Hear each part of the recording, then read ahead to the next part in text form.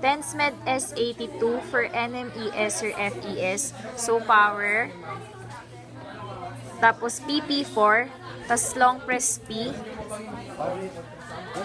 Tapos, isa pang press ng P. Tapos, pagka lumabas yon, choose I.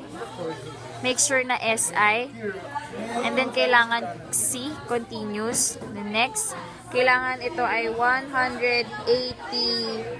Hindi, kailangan to ay 180, tama? Then, next, sa on time niya, kailangan 60 Hz.